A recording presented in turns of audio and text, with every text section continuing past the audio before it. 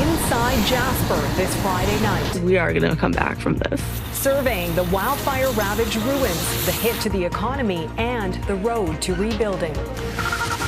Pomp, circumstance, and sabotage. C'est une catastrophe. It's a disaster. How vandals tried to derail the French train network on the first day of the Paris Olympics as Celine Dion makes her comeback. The spying scandal eclipsing Canada's goal for gold. The growing suspicions about who knew what, when, and how long the rules were broken. The cat came back. They thought he was... Plus, long lost and finally found. I assumed the worst. The Montreal cat who came back after 8 long years. Global National, reporting tonight, Nitu Garcha. Good evening and thank you for joining us. The scope of the damage from the Jasper wildfire is much more clear tonight. Parks Canada says 358 structures in the town have been destroyed, about 30% of the town site, but most critical infrastructure has survived the fire. The fire, which ripped up from the south, reached the Jasper town site on Wednesday evening. The hospital, emergency services buildings, and schools were all saved. And while the wastewater treatment plant and Jasper Park Lodge are within the fire perimeter, they too are still standing, though the iconic resort has confirmed some damage to the hotel. The priority now for more than 150 firefighters is putting out hotspots on the outskirts of Jasper, because as Heather Yourex-West is here to tell us, the winds are expected to pick up again, aren't they, Heather? Yeah, Nitu, you might even be able to hear the gusts and see my hair whip around. And it is pretty windy today, even though we had that rain and cooler temperatures providing some much needed help to fire crews yesterday. The wind is becoming a growing concern. Still, fire officials believe that the worst of this disaster may be behind them, with the community anxious to return and rebuild. 48 hours after fire tore through the town of Jasper, a clearer picture has emerged of what's still standing and what's been lost. Have you heard about your house? I heard it's gone. Yeah. I don't feel anger, but of course I'm sad. Leo Arsenal has lived in Jasper for more than 60 years. He's now not sure what his future holds. The pain that will be felt almost defies description. It is beyond comprehension. People are still going to come to terms with it. The mayor of Jasper was joined by Alberta Premier Danielle Smith and Federal Emergency Preparedness Minister Harjit Sajjan Friday, as they met with first responders before touring the community for the first time. A third of the town's structures have been damaged or destroyed, but officials say they will be there to help the community rebuild. All evacuees will be eligible for a one-time $1,250 payment, while for the next 30 days, both the provincial and federal government are matching all donations to the Red Cross. It's overwhelming to think of what we need to, I don't even know where to start. Katrina Turcott lost her rafting tour business in the blaze. Her community may be down right now, she says, but don't count them out. Jasper's strong. Jasper's a community like no other. We're such a tight-knit group of people, and I know that we're all going to come together and make this better, but the thought of it's going to be years before we get back. Heather, any word yet on when residents can expect to return home? No definitive timeline yet, though the Premier pointed out it was 28 days in 2016 following the Fort McMurray fire before that community was able to return home. Starting today, residents are being contacted with details about how their property fared, and then from there, officials say bus tours are being planned so that residents can at least see for themselves what's been left behind. Nitu? Some hopeful signs there. Heather Yourex-West near Hinton, Alberta. Thanks, Heather. There's some positive news in the wildfire situation in neighboring BC. The province's wildfire service says the number of active fires as well as the overall fire risk is decreasing thanks to cooler and wet conditions over the past few days. Still, around 400 fires are burning across the province, with more than half of them considered out of control. The Dogtooth Forest Service road fire burning near the town of Golden is among the fires of note. Officials have confirmed 6 homes have been loss to the 5,500-hectare blaze, which recently exploded in size. The province has also issued an air quality statement warning of wildfire smoke affecting southern parts of BC over the next 24 to 48 hours. The Summer Olympics have officially kicked off in Paris with an opening ceremony unlike any other in recent history. Rather than the usual parade of nations unfolding inside a single major venue, athletes from around the world sailed through the city on the Seine River. All along it, dazzling performances happening on the water and the surrounding landmarks celebrating French culture and history.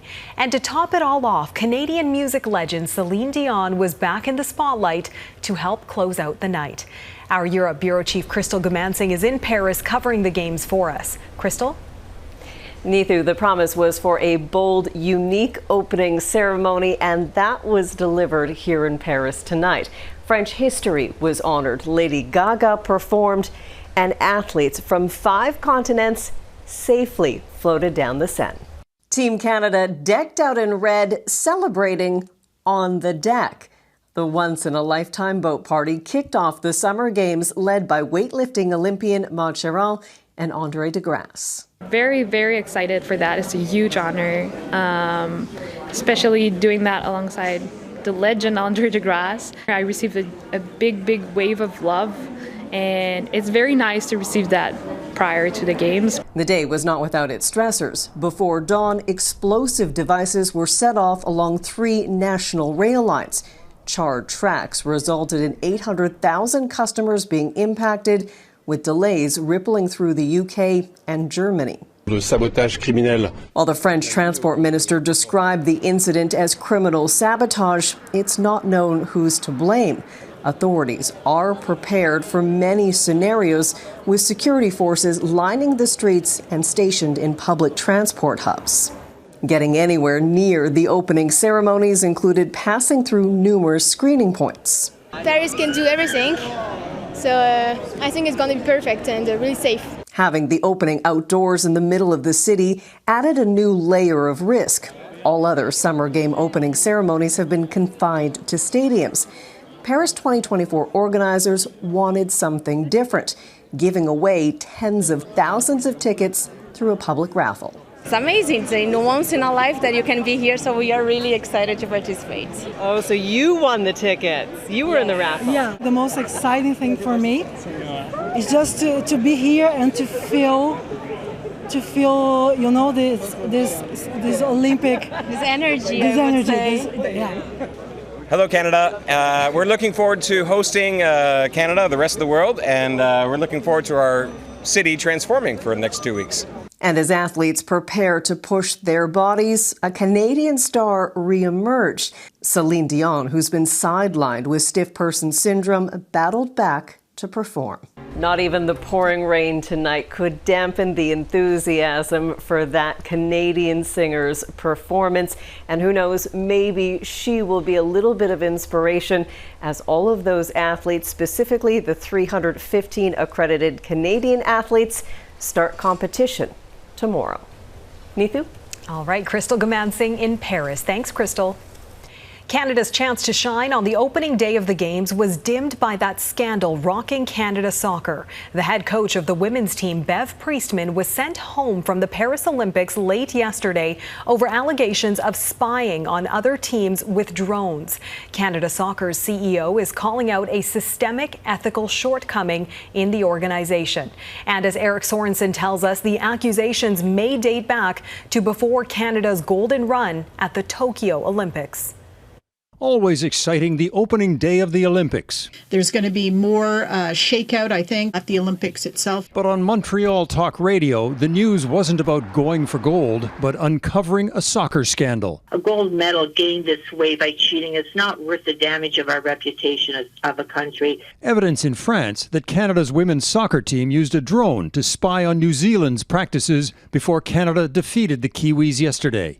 Today, the Canadian Olympic Committee said they think Coach Bev Priestman probably knew about it. We continue to be shocked and disappointed. We imposed the ultimate sanction that Bev Priestman needed to be suspended. It's a terribly disappointing start to Canada's Olympics, especially for the women's soccer team. First, a Canada soccer official and an assistant coach were removed. Then the head coach, Bev Priestman, was sent home. The scrutiny is now expanding to years past for both Canadian men's and women's soccer. And it's giving a black eye to this country, just as 338 Olympic athletes are taking center stage. The timing is embarrassing as the world's attention is on Paris. Reporting by TSN's Rick Westhead found Canada's men's and women's soccer teams have been engaged for years in efforts to film the closed-door training sessions of their opponents.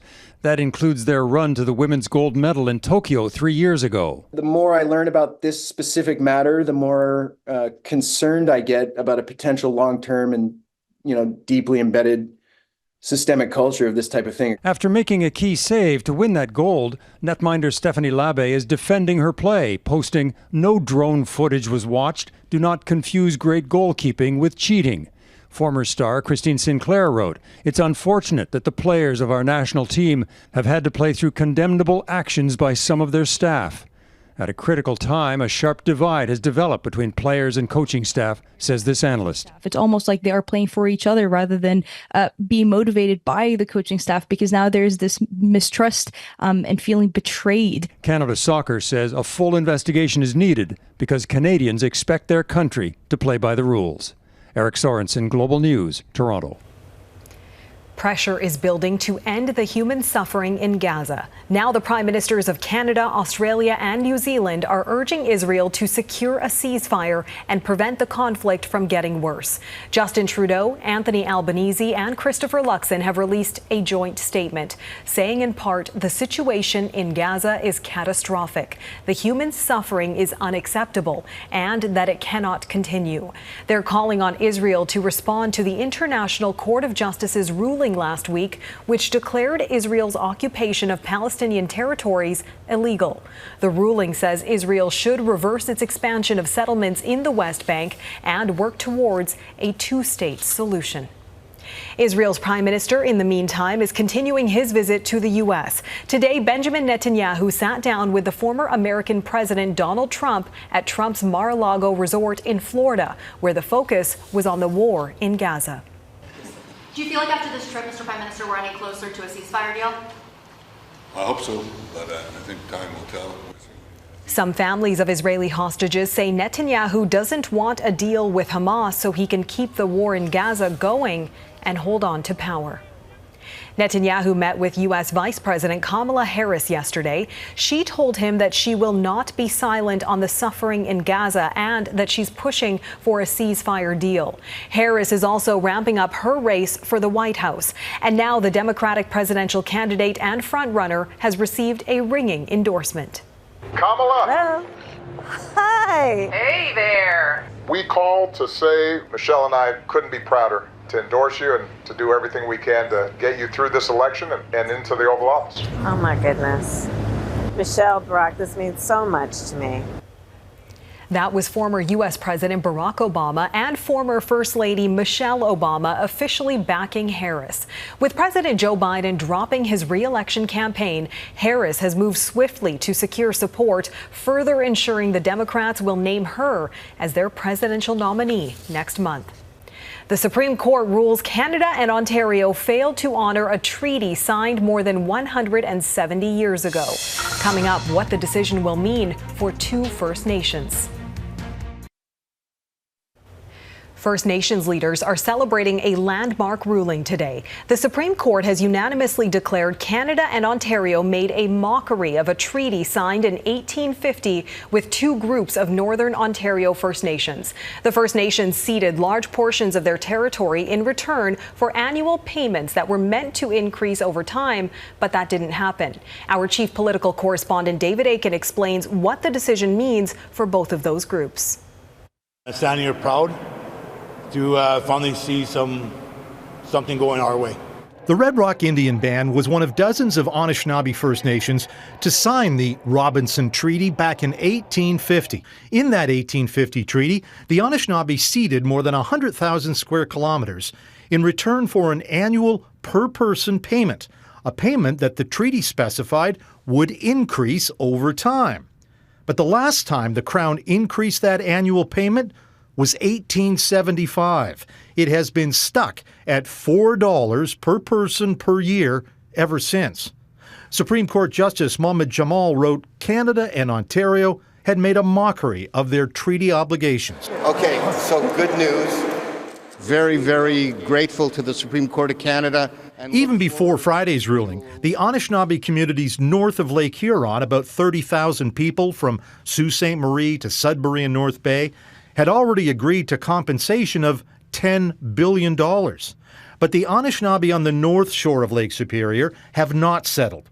This group of about 15,000 Anishinaabe, who live in the vast region from Thunder Bay to Wawa, were seeking more than $126 billion. It'll change a lot of lives. For the biggest thing is they'll be able to be healthier. That's the biggest thing, is health for my First Nation. But the court has given the parties 6 months to negotiate a final number. My message to Canada and Ontario is come to the table with an open heart and in the spirit of reciprocity, reconciliation. So while Justice Jamal is silent on the actual amount that the superior Anishinaabe ought to receive, he does direct the Crown to proceed with negotiations, quote, liberally, justly, and in accordance with the honor of the Crown. Ethu. All right, David Aiken reporting tonight. Thanks, David. Scotiabank says it's fixed a technical glitch that prevented some people from getting their money. As if that wasn't bad enough, it happened on payday for thousands of Canadians relying on checks or direct deposits, leading to a flood of complaints and disruptions. Scotiabank has since apologized and is assuring any customers who incurred fees as a result they would be refunded. Just a week ago, a botched cybersecurity update wreaked havoc around the world, disrupting computer systems for all sorts of businesses and organizations, including banks, airlines, hospitals, border crossings, and broadcasters. Postmedia is planning to buy some assets from Saltwire Network and the Halifax Herald, the insolvent companies behind Atlantic Canada's largest newspaper chain. The deal still has to go through the Nova Scotia Supreme Court and agreements with unionized workers. Saltwire filed for creditor protection back in March. Specifics, including financial terms and which businesses will be acquired, have not been revealed yet. Postmedia says the deal aims to stabilize local journalism in the region. Widespread displacement ahead, the tragic toll of a typhoon that plowed through Asia.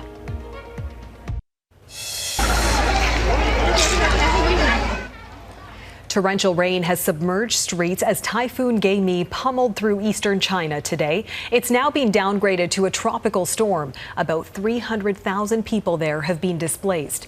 Both Taiwan and the Philippines endured much of Gaimi's strength earlier this week. The storm has killed more than 40 people. The Philippines is also racing to prevent an oil spill from getting worse after a tanker ship capsized during that storm. One sailor has been killed. The rest of the ship's 17-person crew has been rescued. The ship was carrying around 1.5 million liters of industrial fuel. Crews are focused on siphoning oil from the water, with the spill already spanning several kilometers. On top of threatening local marine life and fishing, officials warn it could reach the country's biggest port in the capital of Manila. What an odyssey. Next, meet Indy the cat, whose unexpected journey home spans 8 years and 165 kilometers.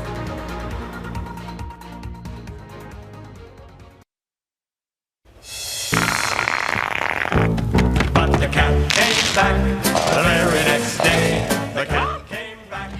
Apologies for the earworm. Many of you will recognize this popular Canadian animated short, the 1988 cartoon comedy called The Cat Came Back. Well, you're about to meet another cat that came back. She didn't return the very next day, though. It actually took a lot longer. 8 years. Matilda Cherone explains how this feline finally made its way home back to Montreal. Indy loves to sit by the window, staring longingly outside. It's not surprising since she mysteriously traveled over 165 kilometers unbeknownst to her dad. Shocked. That's how Grand Pretorius felt when he got a call from the SPCA in Ottawa saying they had found her. The last time he saw her was 8 years ago in Montreal's West Island. And it wasn't the first time she had vanished. I used to call her Houdini because you never knew where she was gonna turn up. But one day, she disappeared and never came back. I assumed the worst, and I never got closure. Until July 16, when someone in the nation's capital brought her to the shelter. Luckily, she was microchipped. She was fairly well cared for and also very friendly too, so it seems like someone was probably looking out for her at some point during those 8 years. When her family picked her up, it was as though nothing had changed. I don't know if she knows me or not, but she's always a friendly, lovable cat. Yeah. Pretorius' partner, right away, felt the love. I picked her up and she was just like, hi. Back in Montreal, Indy has a new roommate, Coda. The two seniors are still getting to know each other, but I think eventually they'll become friends and start cuddling. According to Ottawa's Humane Society, only 10% of missing cats are reunited with their owners, compared to 60% of dogs. They urge people to always bring stray animals to a veterinary clinic so they can be scanned for microchips. There's a lot of ways you can help that animal potentially get home and find out if they, have a family who's looking for them. At 13 years old, Indy is definitely not allowed outside anymore. How she made it all the way to Ottawa and what exactly she's been doing for the past 8 years remain her perfectly kept secrets. Matilda Cerone, Global News, Montreal. Well, I guess even cats have a knack for long-distance travel. That is Global National for this Friday night. I'm Neetu Garcha. Tonight's Your Canada is Niagara Falls, Ontario. We love seeing your Canada. Please email your photos to viewers@globalnational.com. Thanks so much for watching and hope you'll join us again tomorrow. Have a great night.